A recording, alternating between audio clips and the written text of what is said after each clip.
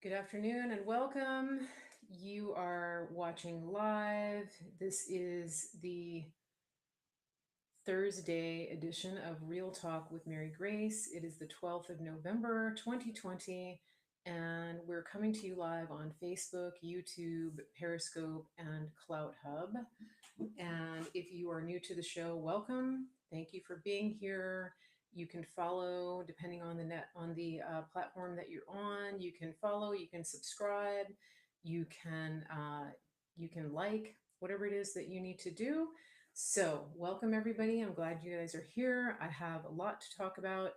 As usual, it has been a very exciting day in the news, and I am happy to be able to bring you some of my analysis and examination of what's actually going on. So, one thing that I wanted to point out to everybody now that you're here is that if you're following me on these different platforms, make sure that you turn on your notifications so that you don't miss a show. I normally come on at 5 o'clock Monday, Tuesday, and Thursday. I sometimes do special edition shows on the weekends. One thing to note is that if I am broadcasting live from the field, if I'm walking or if I'm at an event, I am going to be exclusively on Periscope. So if you want to make sure you don't miss a show, make sure that you get the Periscope app and follow me on Periscope. So I know that I have a lot of people on Facebook and YouTube, and right now I'm not able to simulcast live from the field from all of those on all of those networks. So just keep that in mind. I am trying to work that out, and I'm trying to make it so that you can watch me on another network as well. So we are working on all of those logistics. And I do thank everybody who's here. Please make sure that you're sharing this.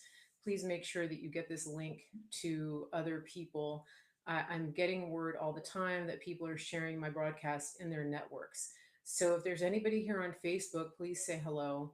I wanted to ask you to share this show on Facebook into any groups that you belong to. So if you belong to Women for Trump or Californians for Trump or whatever conservative groups what you live in or belong to, please make sure that you share this. Okay, I'm getting a report that the volume is low.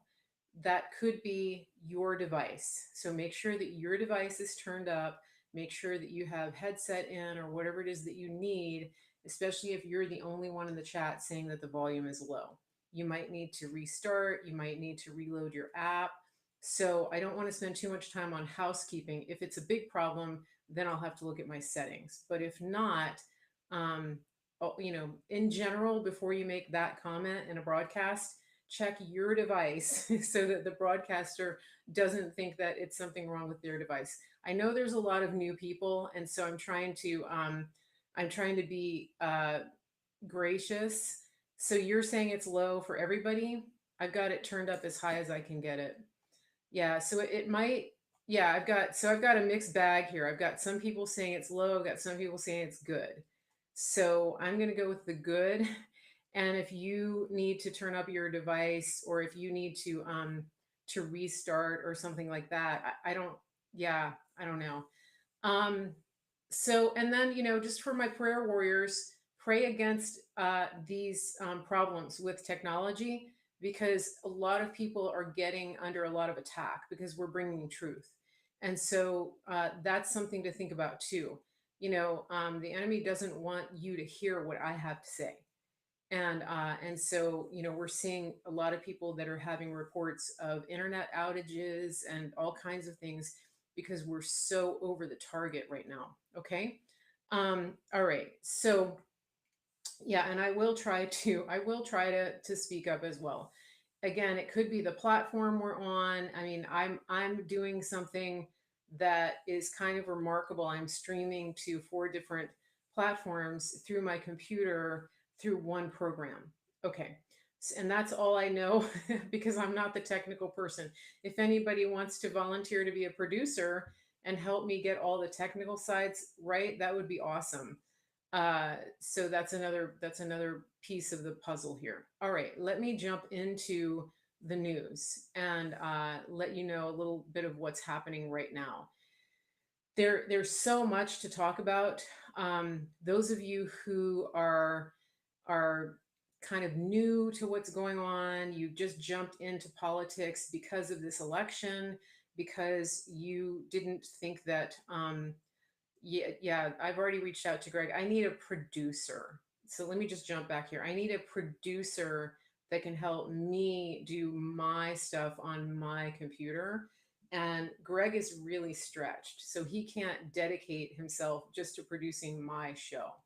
So that's what I'm asking for. If there's anyone who wants to volunteer to help me specifically to produce my show, that would be awesome. That would be great. I would appreciate that. And so it's great of you guys to volunteer Greg, but he's pretty stretched with what he's doing.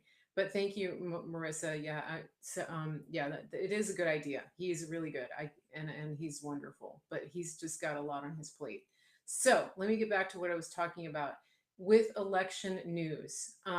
This is probably the most important time of our lives, of the century, really, what is happening right now. Because as I've explained, if you've watched my shows in the past, you'll understand that what's happening right now is a coup. All right.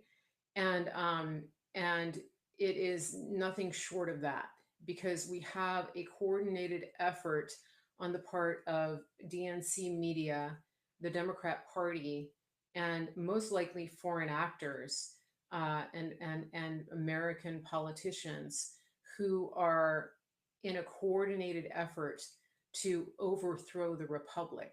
Not just this party, but the actual everything that we know of as the United States of America, the constitutional republic that we have had since the First Continental Congress. So this is a big deal, and I know that there are some people who are coming into this who are thinking that this is over. The other candidate won. My pastor says that we should just pray for him, for the new quote president elect, and that we should just take the loss with grace.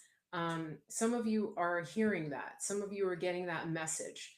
And so I really just want to encourage you not to agree with that, because it's a lie. And the media proclaimed proclaimed Joe Biden the winner of this election, really by default. And they started doing it on election night, even when when President Trump's numbers were higher than Biden's. And we saw that, for example, in Virginia. The numbers that were showing on the TV screen had Biden clearly leading, and they checked, or sorry, it had Trump clearly leading, and they had the box checked for Biden. And so if you've ever been wondering what the term gaslighting means, that's exactly what it is. And so even though you're seeing with your eyes something that's true, somebody is telling you that something else is true. And you're sitting there and you're thinking, wait a minute, I know how to do math, and I know greater than and less than because I learned that in kindergarten. And it looks like the numbers for the president are greater than, and the numbers for Biden are less than. But the news is telling me that it's the opposite, that what I see with my own eyes isn't actually true. And so they've spent the last 8 months with this pandemic telling you that what you're actually seeing with your eyes isn't true, that there's a virus that's so deadly that you have to stay in your house and you have to cover your face, and that you're a walking disease vector, and that if you don't take precautions to quote protect people, they're all going to die because of you, even though nothing that you see with your eyes gives any indication that that's the case. That is just the supreme gaslighting. And so they figured out, they got away with it on that front. And then they decided on election night to just take it to a whole nother level. And they've been doing it for a solid week now, and telling you that a man who never left his basement and who had rallies with 12 people sitting in cars just got elected as president of the United States. And not only that, but that he got elected with the most number of votes ever, ever received by any candidate in all of history. So they're taking it so far.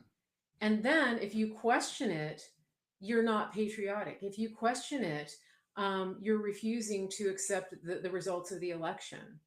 And if you show up at your polling place to demand a recount and to demand an accurate account, you're told that you're violent and that you are intimidating the poll workers. So this is textbook gaslighting. And I think most of you know that, but I just want to make it clear that that's what's happening, that that's what you're seeing, that that is what is taking place before your very eyes.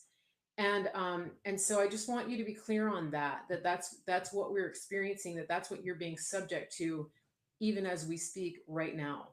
And so part of our job as part of our job as patriots who actually see and who are not hypnotized by the gaslighting is to take back the veil from the eyes of the people who don't see this.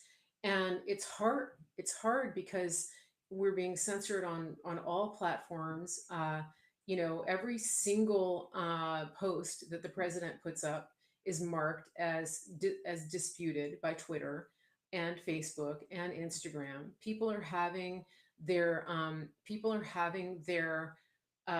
posts removed on all of these platforms, and so their accounts are being shut down. The Twitter account of ICE.gov today was inactive, and I don't know if that was because ICE went inactive or if Twitter did it. But you think about that. One of the major law enforcement agencies in the country has their Twitter account suspended. The president is being censored. And so it is a fight. It's an uphill battle to get the truth out, because you have most of our friends, our normie friends and family, are literally hypnotized by the gaslighting of the media. And they're also being hypnotized and lied to from the pulpit. And this is not the first time that's happened, but we're seeing it come out. We're seeing uh, they're seeing that we're seeing pastors who we thought were supporting the president coming out and saying that Joe Biden is indeed the president elect and that we should just pray for him and that we should just pretend that all of this is normal, that what we're seeing with our eyes is not true, and that what they're telling us is true. And so it really is incumbent upon us to stand up for the truth, to not to back down, uh, refuse to accept the lie, um, and to be the one who stands for truth. The truth is coming out. The truth is going to come out. There's going to be a lot of fallout. And I talked to you about that. I told you that when the truth comes out, these people are going to really be are really going to be in for a shock. Um, and what they're going to find out too is that Trump actually won in a landslide. And anybody, even with half a brain, who goes back and looks at the numbers that were being put up on election night, can see that when everybody went to bed, when the news said that we're going to stop counting, that it was done when Trump was way ahead. And if you've looked at, if you've ever looked at elections in the past, if you've paid attention and gone back and looked historically at what has been at the numbers and the way they've gone, and you look at the data, it's just so clear that it's very, very clear that they should have called the race for Trump that night. But what happened is that they were so shocked at the amount that he was winning. He was winning by so much, and the numbers were coming in for him so fast that they didn't want a repeat of what happened in 2016, because in 2016 they weren't ready to manipulate the numbers the way that they did this time. And so that is something that brings me to the next bit of the news, which is that we're starting to find out and to figure out how they did it. And it's crazy. It's pretty crazy. One of the things that I've been thinking all of this time is that we know that they cheated on the numbers. Um, we're pretty certain that they did that, and we saw many accounts of people bringing ballots in after hours in the dark of night. And so the story that we've been piecing together goes something like this. Um, so it goes something like this, and that is this. Okay, it's that the the Democrats saw, and the news media together saw, that Trump was winning by a lot on election night. And whoever is pulling the strings at the highest levels gave them the order to stop counting, because it's interesting that they were given the order pretty much at the same time, right? It was Virginia, Wisconsin, um, Virginia, Wisconsin, uh, Michigan, Pennsylvania, Arizona, right? They called Arizona uh, as soon as the polls closed for Biden. And so all of these, and Georgia, right? And so they just stopped. It was like it was coordinated. We're just going to stop counting. I mean, in Georgia, they came up with some cockamamie excuse that they had a broken water main somewhere. And it turns out that not only was it not anywhere near a polling place, but it was, they're finding out that it was just a made up story. Investigators are trying to find work orders and things like that to figure out where the broken water main was, and it's turning out that it didn't happen. But going back to what I was saying about how this was coordinated, okay, um, so what we're seeing is, okay, they put their they put their they coordinated stopping the count, and then they actually didn't stop the count. What ended up happening is that what ended up happening is that what ended up happening is that they started bringing in ballots. They started bringing in ballots like in the dark of night. Okay. And we were watching it here on my channel in real time. We saw that happening. And so, you know, that is what Rudy Giuliani's been talking about. That's what they've been talking about on War Room. That's what's been reported. And there's something about that scenario that doesn't sit right with me, and I'm going to tell you what it is. And I think that we're starting to crack the code about this and figure out why it doesn't sit right. Um, but let me just say, those of you who are on YouTube, I'm sorry about the troll there. Just report it and block it. Actually, I'm going to do it right now. But so the thing is that it's like, logistically, how do you manufacture 300,000 ballots from midnight to 3 a.m.? Because you know that they were doing the math, right? They were calculating, And the numbers that were coming in for Trump were so high that the deep state or whoever's coordinating this actually had to they had to come up with a plan that they had to come up with a plan to literally overcome and overcompensate for that. And I think that they panicked. I think that they panicked to the point that they couldn't even that they couldn't even that they made too many votes. um so give me just a second. I want to get to my YouTube channel and get rid of this person that's trolling, because it's really not good. um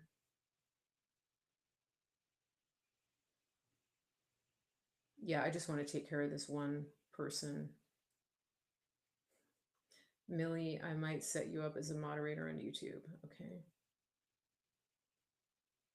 By the way, if you are on YouTube, please subscribe, unless you're a troll.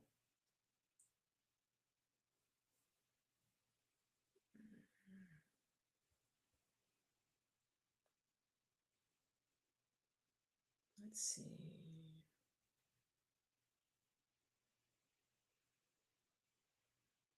Trying to block him right now.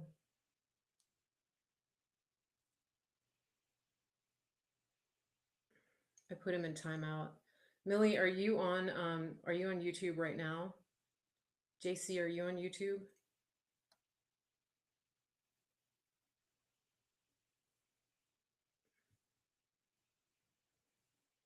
I put that person in timeout.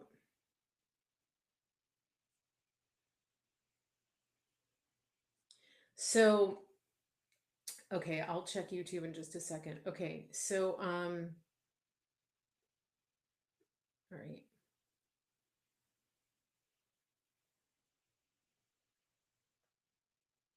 Okay, Trish, I just made you a moderator on YouTube. Okay, thank you. Now, here we go. A little timeout.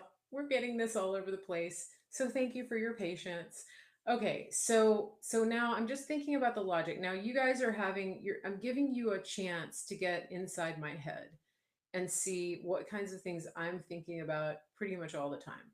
So here's the thing. I'm thinking about these ballots. I'm thinking about how can they I'm thinking about how can they do this? How can they manufacture all these ballots? See what I'm saying? Well, they can't. There's just no way they can. But what they can do is they can manipulate the vote count in the machines. Um, they can manipulate the vote count, and then they can sort of make it look like they had that many ballots. Does that make sense? That so and here's where I'm going with this. Okay, so just think about this.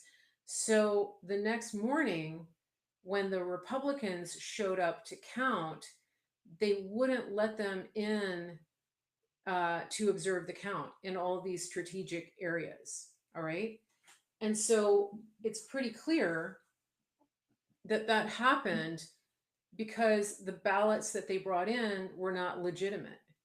And here's where it gets even more interesting. Now, somebody's mentioning Code Monkey, and I'm going to come to Code Monkey in a minute. And this is what I think backs up some of my theory.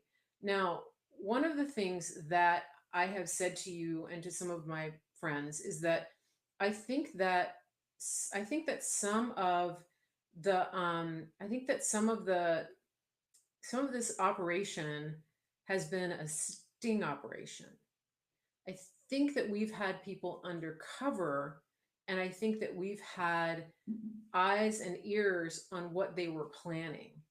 And if you listen to Trump, if you listen to him from, from before, you kind of know, because he told you that they were going to do this. He told us in the first debate. He said, when you have mail-in ballots, they can they can just bring in like 10,000 ballots at a time that aren't even certified. Okay. And so I believe that our intelligence apparatus has been on top of this. I believe that we have FISA warrants on them, because I believe that that this was coordinated with foreign entities, and that's the way FISA warrants work, is that we get a warrant to spy on somebody that's communicating with a foreign entity. That's literally, it's foreign intelligence surveillance apparatus. I think that's what it stands for. Okay.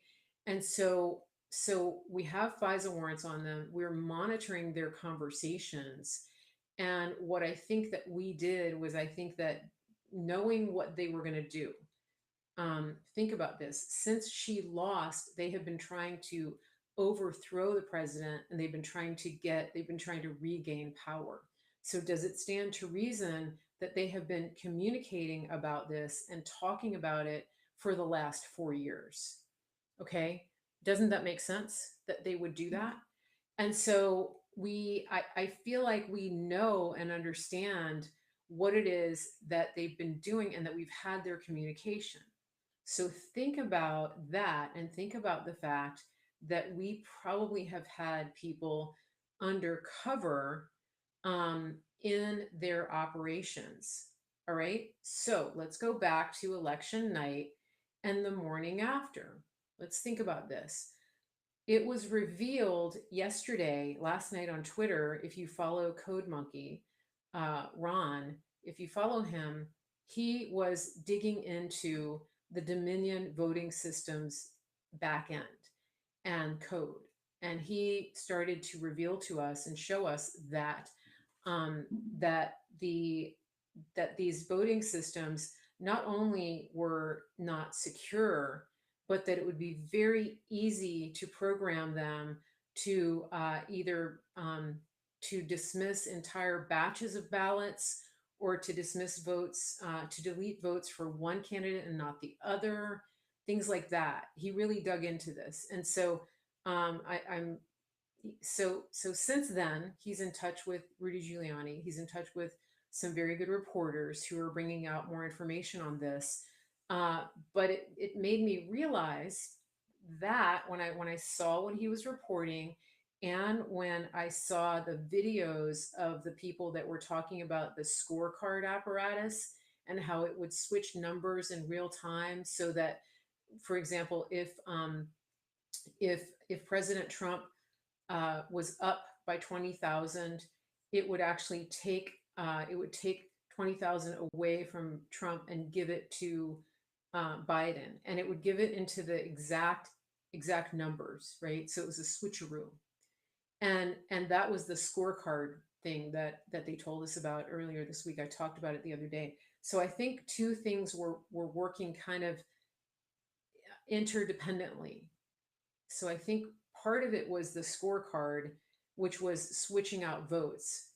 The other part was the Dominion voting machines, which Ron has revealed, I'm pretty sure, that that that they just literally just programmed in extra votes. Okay. And so think about this. I think they started by using scorecard, and I think that that wasn't enough, because I think they didn't account for the massive margin that Trump would have. So I think that's what they were using on election night. Again, I told you, you're kind of getting inside my head here, because I'm really thinking this through as I'm talking to you. So on election night, I think they were using scorecard, and they realized that scorecard wasn't giving them enough differential. It wasn't keeping up fast enough. And then they just put a stop. They were like, stop the presses. And then I think what they did was, they actually had to, they went in and reprogrammed the actual voting machines.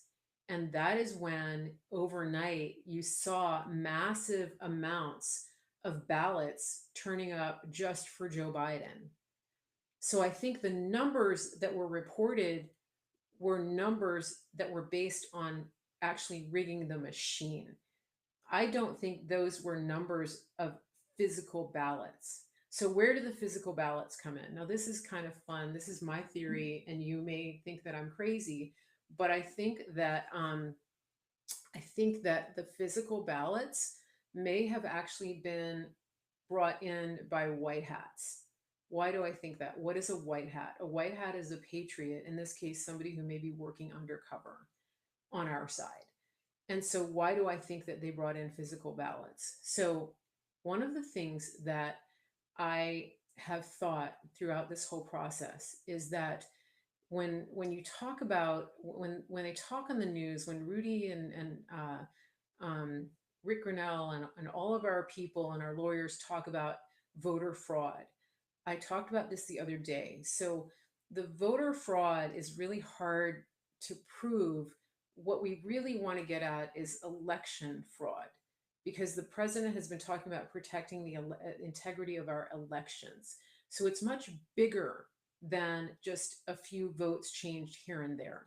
It's much bigger than the chain of custody on how they count the votes. Are you tracking with me? And so I think that our counterintelligence people actually um, put the ballots into the mix, um, because it gives a visual. Because in some ways we're sort of like watching a movie, right? Because when you're running a good counterintelligence operation, you have to give people something to hold on to.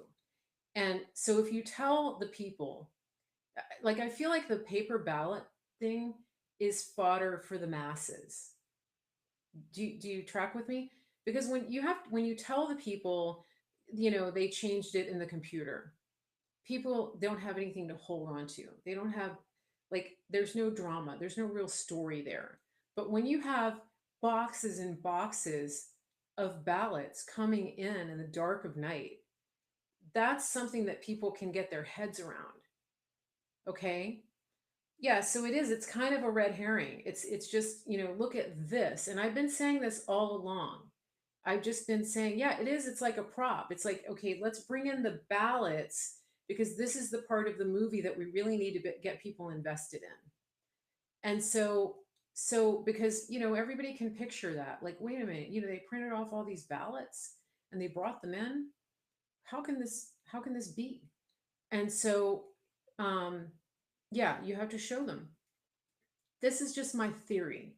However, I floated it by somebody that is a little more in the know than I am. And I said, I think the paper ballot trail is a little bit of a distraction. Because, again, I've said this from the beginning, we have to tackle systemic corruption in our voting system. And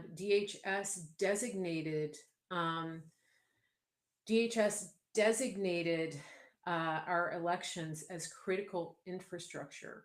And so it puts us, if we don't have secure elections, it compromises our national security. And it goes beyond paper ballots, because anybody that has access to our electronic voting machines has access to that infrastructure. And we also found out that this data was being kept on uh, this data that was being kept on servers overseas. Like, why is that the case? Why is our election data being kept on overseas servers? I just don't get that. Okay, now, so hold on a second. I don't know why I have such a fuzzy video. Um, yeah, so we have to tackle systemic corruption in our elections. And so we know that there are very specific voting precincts and city where election fraud is rampant and always has been. We do know that. And so so going back to what I was saying, I just think that logistically, you can't manufacture hundreds of thousands of votes in the middle of the night. Um, but what you can do is you can create the illusion of having manufactured hundreds of thousands of votes overnight, and you can put them, um, and you can change it in the computer. Somebody just asked a question that said, do I really think that it's hard to imagine white hats would bring in corrupt Biden ballots? That's not what I'm saying. What I'm saying to you is that the Democrats, the people who are counting the votes, the corrupt people who are counting the votes, were programming the machines to add more ballots, basically to add more votes, basically to pretend that Biden got more votes.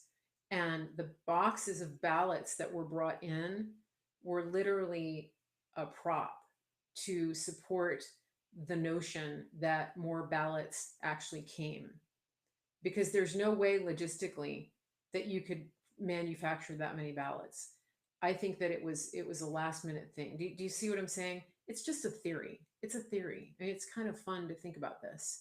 And so either way, I think that we can I think that we can agree that the paper ballots, the so-called real ballots that were produced um, overnight in 3 hours time, um, just you can't, that can't happen. That's just, you can't. And if you've ever gone to print something, anything, right, these ballots are like two-sided, they have special marks on them, it's special paper, like for them to be real ballots that were printed up in the dark of night, um you you can't, you just can't, you can't manufacture that many. So anyway, that's what I'm just thinking might have happened. All right. Go back. Let's go back.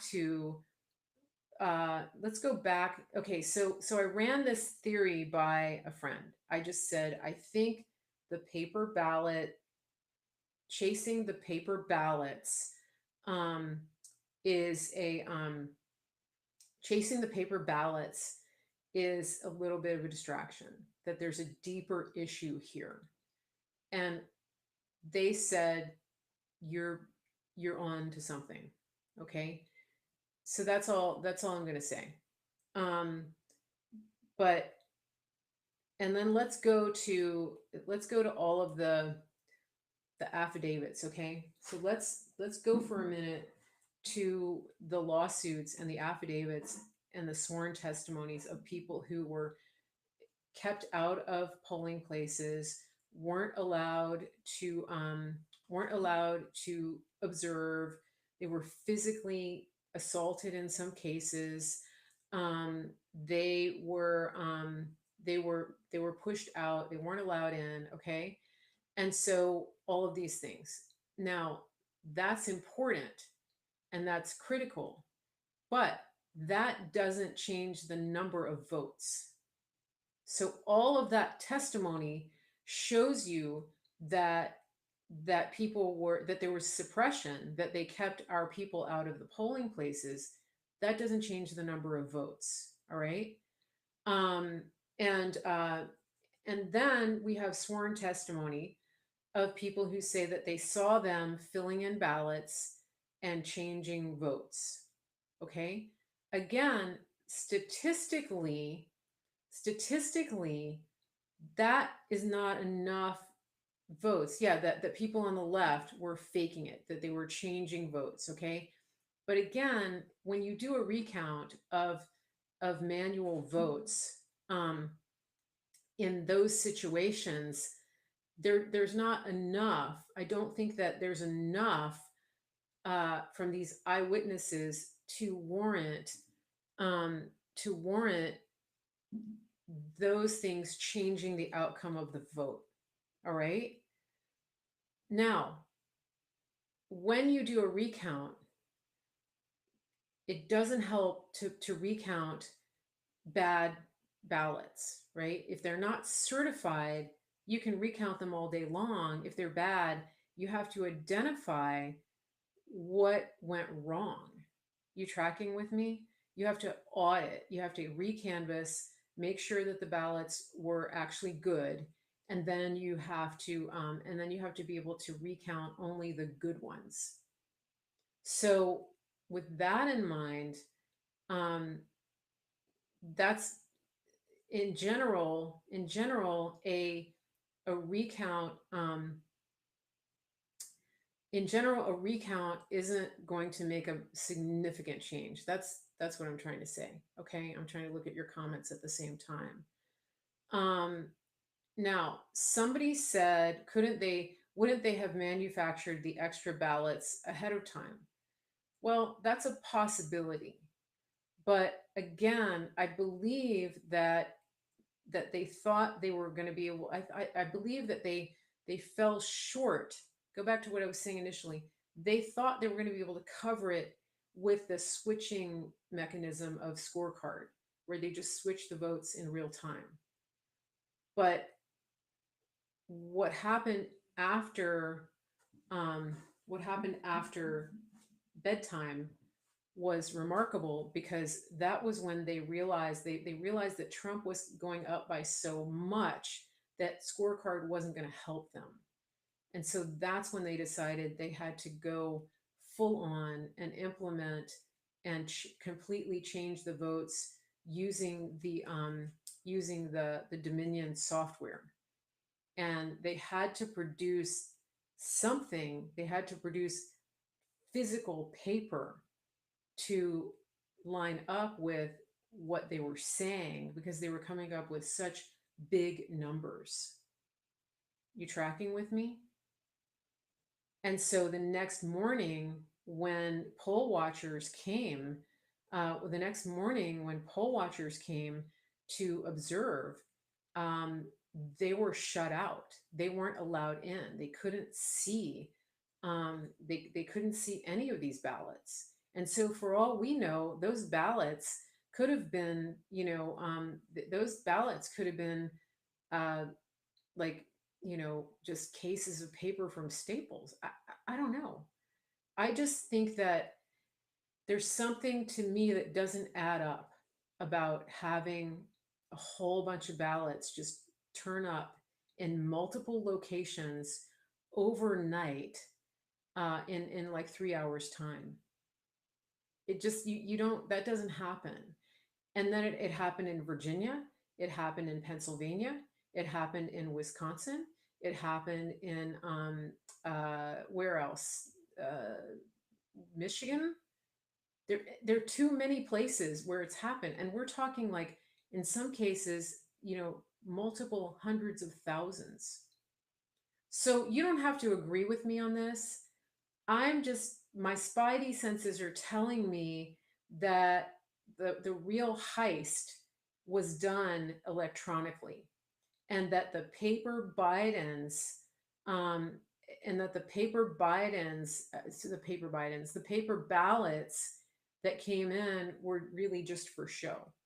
And whether it was our side that produced those paper ballots, or whether it was the other side, I just don't believe that they were actually existed. And then the going back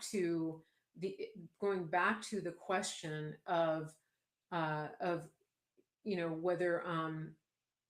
whether people could, whether you could make a big change by the amount of fraud that was witnessed in a polling station by our observers.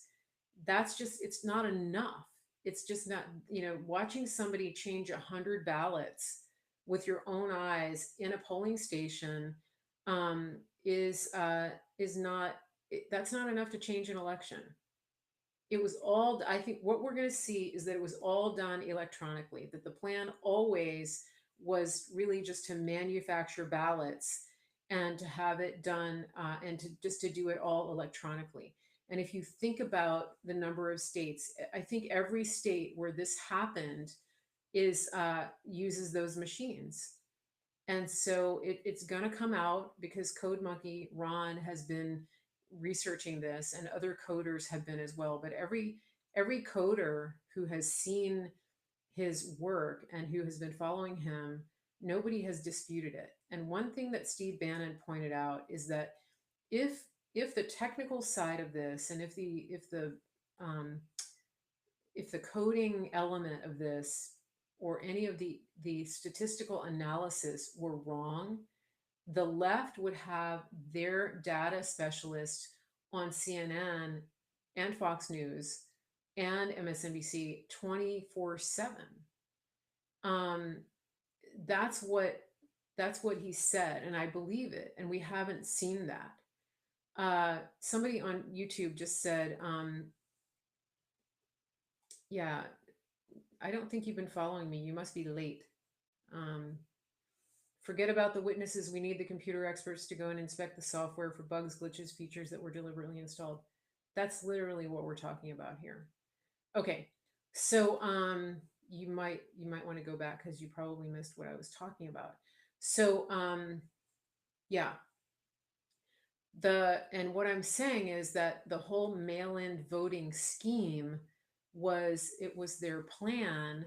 It was their plan to do that, and they thought that they were going to have enough numbers to do it. But again, when they saw these massive, massive numbers coming in for for Trump, um, he knew that they were going to do this because he told us when he came out that night, when he came out at about 2:30 in the morning to talk to the country about the election, and he said that he was not going to concede because he hadn't lost. He told us that they were going to come out with ballots, that they were going to produce ballots at 4 in the morning. He told us in the first debate that they were going to come up with tens of thousands of ballots through mail-in voting. So again, go back to what I was saying. I'm almost certain that the president knew what was going to happen. I mean, he literally told us. And so you know, I just think that we have to sit tight because I do feel that we have their communication. We know what they're going to say. Yeah, anybody who's even remotely rational has to look at what happened and agree that there's just no logical way that Biden won this election. Okay? He's been telling us. He's been telling us what he was going to do. Okay?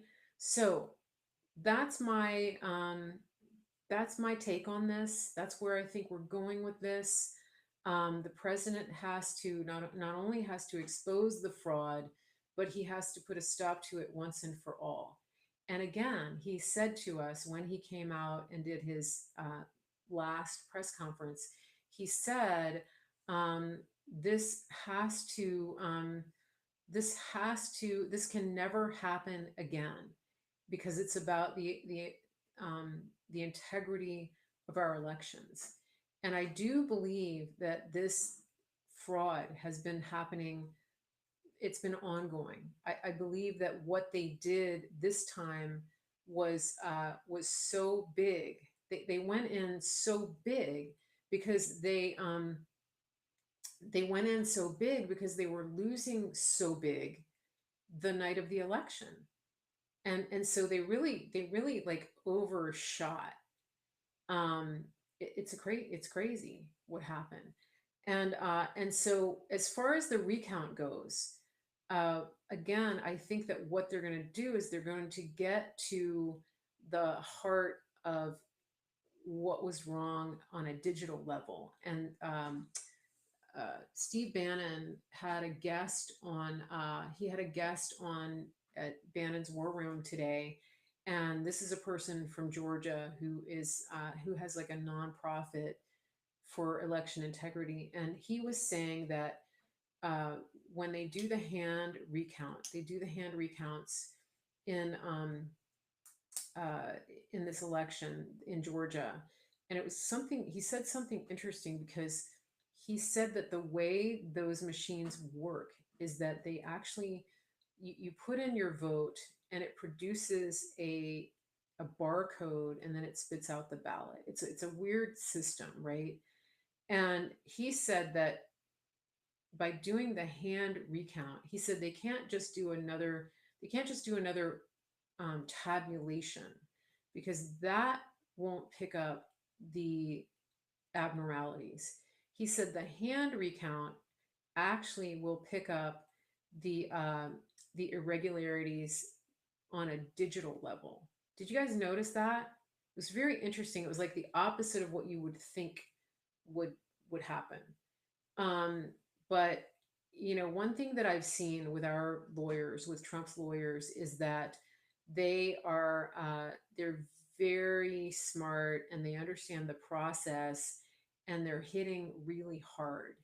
And the Trump surrogates that are out there are also um, fighting very hard for him.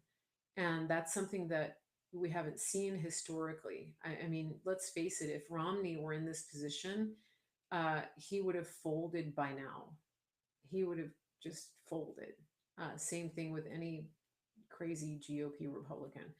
But so let me think that let me tell you what happened in Pennsylvania today. A couple of things. This is very interesting. So, do you remember when I told you that I felt like this had to go to the Supreme Court because the thing that we're looking at is the procedures that are laid out by the Constitution. So, if you've been watching my show this week, that's what I was explaining on Monday and Tuesday is that you have to uh, that the states have to follow the procedure, and they have to follow the procedure that is laid out by the Constitution, which is that the legislature sets election policy and procedure in their state.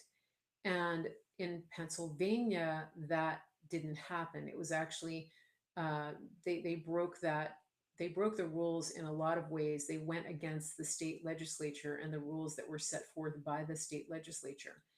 And so this particular situation is so important because the argument that Rudy Giuliani is making and the lawyers with him are making in Pennsylvania is that the state law was broken, that the that the powers that be in in Pennsylvania went against the state legislature. And so that is why that's why they should not count any votes that came in after 8 p.m. on election day. And so that's really key. That's really key because today the campaign actually had a win, and that is that a state court, a court at the state level, ruled that the ballots that were sequestered after 8 p.m. on election day should not be counted. So that's a huge win. Now, I don't know if the Democrats are going to challenge that or file an appeal. I'm not sure. But what we want to make sure that that precedent is laid out and set. I feel like at the Supreme Court level, because because it has to. We have to make sure that nationwide something like this doesn't happen again. And you can go back Monday and Tuesday and watch my show from then because I did talk about it a little bit more. But it's good and it's important and it's exciting because I do believe that we are really making headway here. And if Pennsylvania goes the way that we want it to, I think that it's actually going to have a domino effect. It's going to have a domino effect on the rest of the states where there is a challenge. And then going back to this election software issue, somebody said, if we find that Dominion software was actually mishandled, right, and that there was a glitch, it wasn't a glitch, it was an intentional reprogramming or whatever. If that happened in any state, but especially Georgia, would that um, would that cancel the need for a runoff election in one or both of these Senate races? Because they're having these special elections in January to take control of the Senate. So that's something to think about. I mean, there's a lot of moving parts here, but the bottom line is that we have to. The bottom line is that we have to take back and restore and bulletproof the integrity of our elections going forward. It really is. It's about this election, but it's about all elections going forward. And the interesting thing, I mentioned this before, is that the people who genuinely care about this, who aren't completely mesmerized and hypnotized by the media lies on both sides of the aisle, people want the truth to come out. They want to they want to know that they can trust the election process and that their votes are secure. Everybody should want that. Everybody, no matter where you are politically, um, it should happen. And we really should have. I mean, we have to have secure voting in this country, or else we don't have another country. Um, yeah. So the other thing that I think is really funny is that in Pennsylvania there was a lawsuit that was filed, and Tracy Beans actually put up a video about that. You should go to her timeline on Twitter and watch it. But there was a lawsuit that was filed from people on the other side who were complaining that that the recount, or that the the lawsuits and the legal proceedings were actually disenfranchising them. And the crazy thing is that in the process of writing their affidavits and their statements for the lawsuit, they actually incriminated the election officials in Pennsylvania because those election officials broke the law. And they did it by opening the absentee ballots prior to election day, and then contacting these people and getting them to cure their ballots. And these people admitted it under oath in their signed affidavits. It's crazy. You should go watch her video. And so, any judge worth its salt will completely invalidate all of those ballots and will hold those people criminally liable. It's against the law. I mean, they violated the law. And the lawyers who filed this suit, um, let me just say, don't hire them, because they don't know the law. They filed an affidavit. They got witnesses to sign an affidavit and write statements incriminating the election officials. I mean, we've been told these people are stupid, but yeah, that's pretty. There you go. I mean, they're literally just breaking the laws. They're like, hey, we're going to open the ballots 3 days ahead of time, even though the law says you're not to open them until 8 a.m. or later on election day. It's crazy. So the whole thing, I just is like, wow, you filed a lawsuit that incriminates the people that you think you're supposed to be protecting. So if that doesn't make you laugh, it should. That should give you a good laugh, because this is what we're dealing with. And the sad part of this is that most of the people who work in elections, I was thinking about this today. The people who go to the polling locations, who sign up to work elections, for the most part, I mean, a lot of times they're volunteering, they're spending days and weeks. Some of them are getting paid, but they're not getting rich off of this. And here they are thinking that they're doing a good thing, um, uh, that they're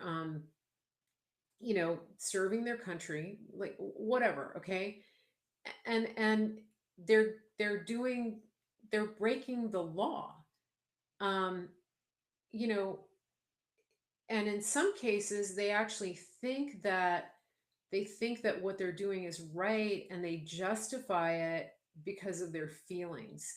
In some cases, they hate this president so much. They've been brainwashed either to be a lifelong Democrat, or that Orange Man is bad. And so they think that they think that what they're doing justifies it, that the means justifies the end. And it's so sad. It really is. Now, but the people that are working the polls, for the most part, they're honorable people who are doing it to serve their country. And so, this is it's kind of like jury duty, right? But they have to we have to clean this up, because it's a part of our American tradition. um, we have to have clean elections. There's no two ways about it. Yeah, and the people that are doing the things that I described, where they're opening ballots and calling people and having them come in and telling them how to vote and all of that. In many cases, they are useful idiots. They don't know exactly what it is that they're doing. Um, yeah. And so, you know, yeah, there's a lot. But I'll tell you one thing I've noticed over the past recently with the virus, and with the um okay, somebody said conservative poll volunteers were dismissed in Oregon. Have you reported that? Have you gone on record with that? One of the things that I've noticed, though, with coronavirus and with the election, is that people in general, it's like they've gotten stupider. I don't know if you've noticed that. Like, it just the gullibility that you see, the people who are just willing to believe what's happening right now and to take it at face value. It kind of scares me that we have people um who are just like not even wanting to challenge the status quo, and not questioning, and not looking at this critically and saying, yeah, I just don't think that Biden could have won, because that he never had any people at his rallies. Like, and you're out there celebrating in the streets for this man, but you told us that you hated white men and patriarchy. I thought, like, uh, what's your justification now for where you are? Like, I don't understand, um but I've got my mask on, so everything's fine. It just they're yeah, they're dumbed down to a degree that I don't understand. I just don't understand, So I'm getting on a little bit of a soapbox here, but it really is remarkable, what I've seen and what we've witnessed over the last year, with people who are so easily manipulated. It's really scary. Um, but it goes back to what I think that we've seen throughout history, is that it's almost always the remnant. It's always the small, ragtag army that leads the charge, and that leads reform, and that leads us to independence and revolution, right? um, that's where we are. And so, don't stop fighting, because humanity, the general public, the populace, for the most part, they're not going to change. And one thing that I've noticed is that it doesn't differentiate along socioeconomic and education lines, because some of the smartest people that I have encountered during this process and during this fight are people that the media and political elite can't stand. um, right? That you know they think that they're uneducated, just because they work in a trade, or because they drive a truck, or because they're in the military, right? I've had some very interesting conversations with those people, and I've talked to a lot of those people who see right through what's happening, and they get it. And sadly, I've encountered a lot of highly educated people who don't. So there, it's kind of interesting, you know, really, really interesting what we're seeing here. It's kind of crazy.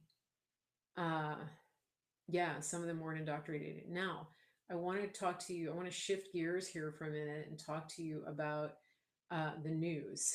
Now, I've been giving you news for the past hour, but I want to talk to you a little bit about the news, and then I'm gonna sign off. The news. A lot of people have fallen out with Fox News. We got really mad at them. I wasn't really I wasn't really watching them before, but oh, hold on a second. Sorry, hold on.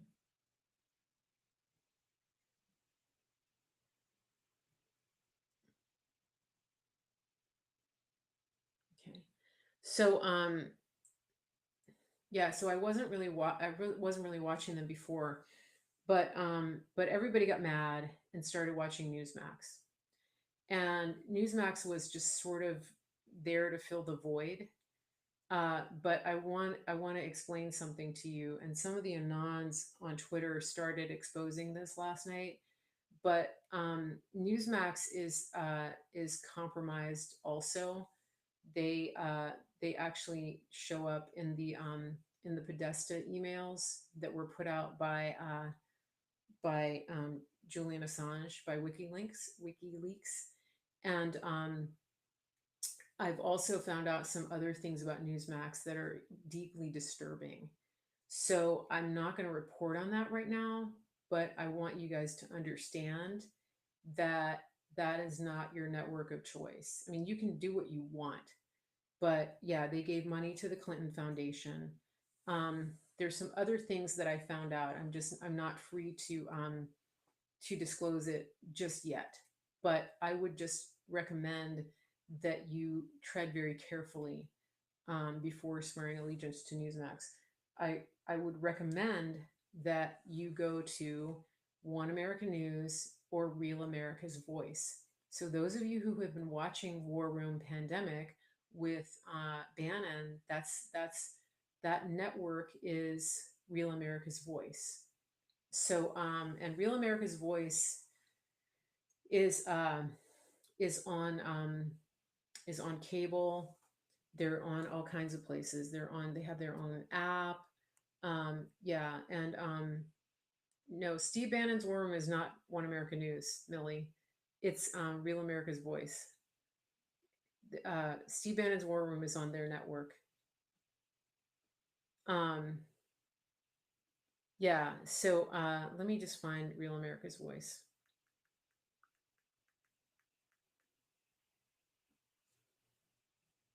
Yeah, so I definitely recommend that. And so it's americasvoice.news. Oh, okay. Yeah. So it's americasvoice.news. They're on Roku. I think I get them on Comcast too. I don't turn the TV on that much, but yeah, so yeah, it looks like Steve Bannon's on right now. So this is what it looks like on online. Um, yeah. So that's, see, America's Voice News. Okay. Really good network, really good network. And yeah, some people like RSBN, they have been faithful to go to all of Trump's rallies. I'm not, I, it's just a personal taste thing. I don't love uh, RSBN, and that's just taste. It's just a personal taste. So yeah, there's a bunch of different apps that you can use to watch Real America's Voice. So I do recommend it. Um, so Julia says that she's got me on her phone and Bannon on her laptop. Yeah. So yeah, I mean, but everybody has preference. I just wanted to let you know that that that network Newsmax is like I said, they filled a void on election night, but they're not who you think they are. Okay. One American News is not on cable, but they are on Roku under Cloud TV, Cloud with a K. and I think they're broadcasting for free right now. You can join for free. Uh, so that's just something to think about. If you want to find Real America's Voice on Twitter, go and follow Real Dr. Gina. It's and John Solomon is with Real America's Voice. He's on that network. So it's Real Dr. Gina, Real, and it's Drgina. And so she is like program director, I think president of Real America's Voice. So I just wanted to let you guys know that, like, steer you in another direction, okay? Because don't get sucked down that black hole of Newsmax. I mean, they've been around for 15 years. Like, what have they done, right? Um, so if you like to have news on your TV, go check that out. All right. I think we're coming to the close of the show here. And yeah. So, is there anything I left out? I'm going long today. I'm going a little bit long. It looks like we have somebody on YouTube who's actually doing an incredible job of breaking down the digital component of the fraud, Vincere. And so it looks like he's actually, if you want to know the technical side of everything, I would go and look at his comments on YouTube. And so make sure that you're following my YouTube channel, Mary Grace Media. Make sure that you are, make sure that you're following me on Facebook, on Periscope, on Clout Hub, Clouthub.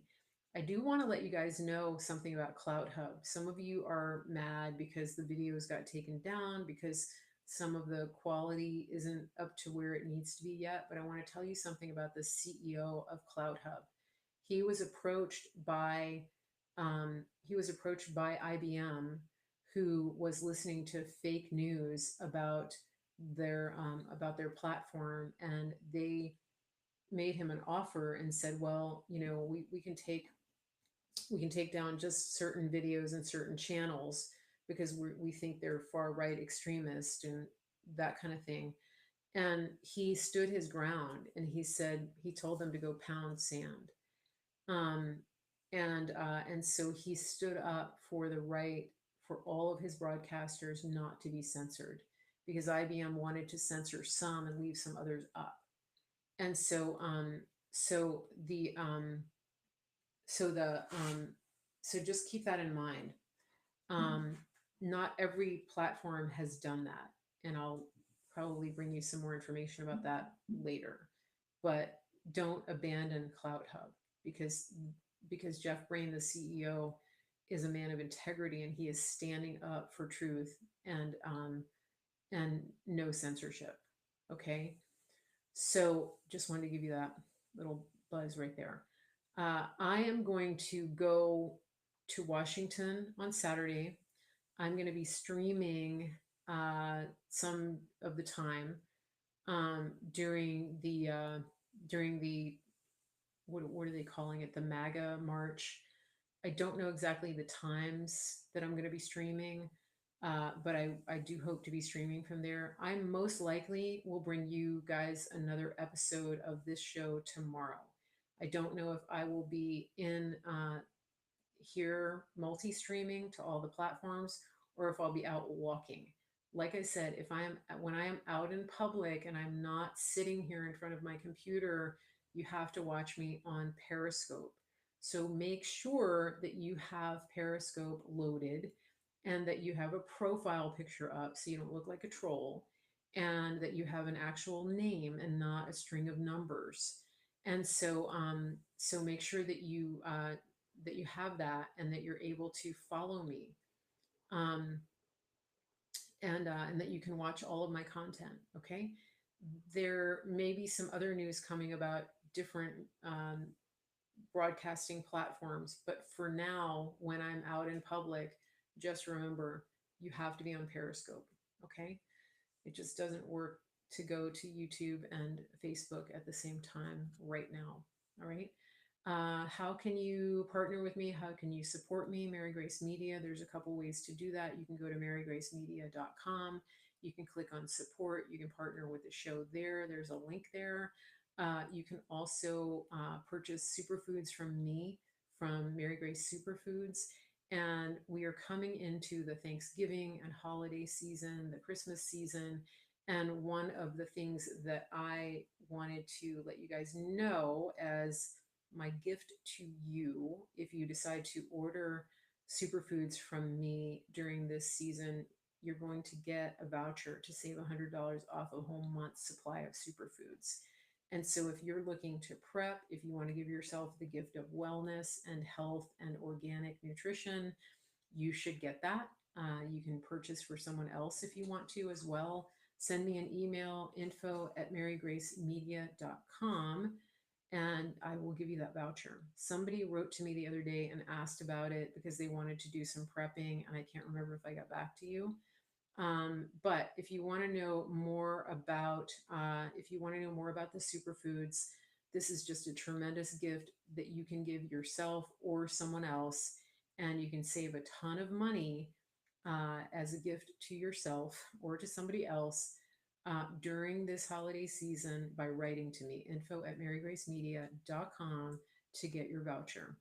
So I think that's it for now. I want to scroll quickly through your chat and your comments and see if I missed anything. We're getting tons of engagement over here in YouTube.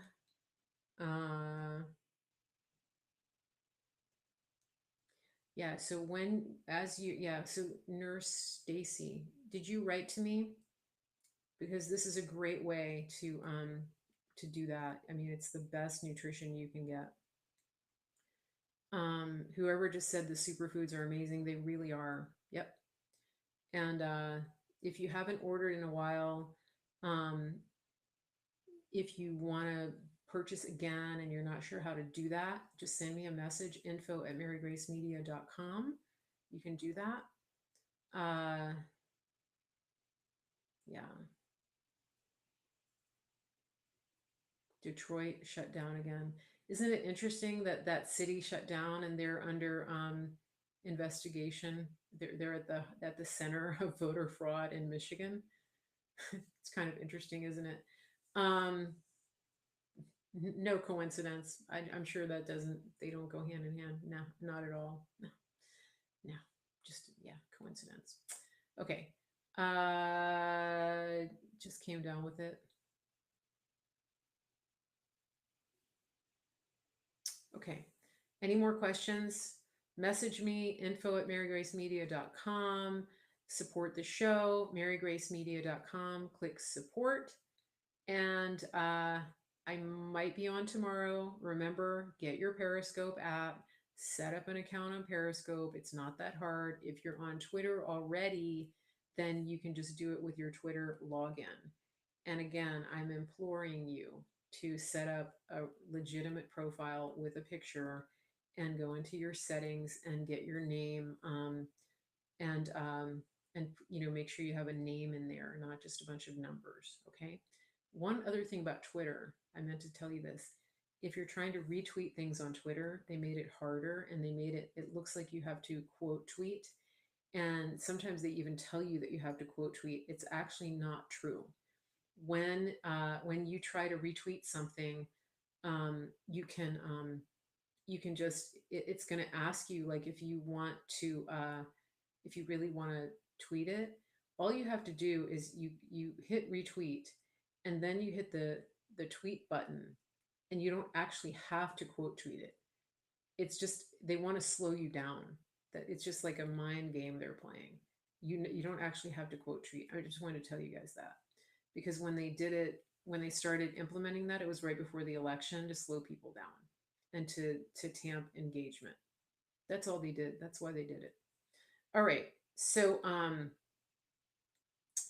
Dave just had a good point on YouTube. He said, "Be careful about retweeting big news. Check the spelling of the name and the follower account. Many fakes are being allowed." Yeah, that's true. So, for example, today there's a fake Don Jr. account going on. And it's talking about people getting arrested, and my father's gonna do this and that. So those accounts, anybody from the Trump family, from the campaign, those are verified accounts. The real ones are verified with a blue check mark. Okay, now there's some idiots out there with blue check marks. Nothing we can do about those, but just be really careful. There's a parody account called Sean Spicier, and I think that one got um, banned. But just be careful when you see things like that. I think there's a fake Kayleigh McEnany, there's a fake Donald Trump, but it's easy to fall into that trap. I mean, I've done it before too, So yeah, we're in an information war. So just be aware of that, and if you're not sure about something, just when in doubt, don't do it. Okay. um yeah, and then again, the other thing too is, I want to remind you, if you send me emails with links in them, please explain to me what's in the link. Give me a little summary, because I won't click on random links, especially to videos. I think that's it. So everybody have a wonderful evening, and please share this. Please get this information out to other people, and come back, check back tomorrow, late afternoon, 4-ish. If I can, I'm going to do a walk and talk. It just depends on my work schedule. And then check back on my timeline on Periscope on Saturday for the Million MAGA March. Have a great evening, everybody.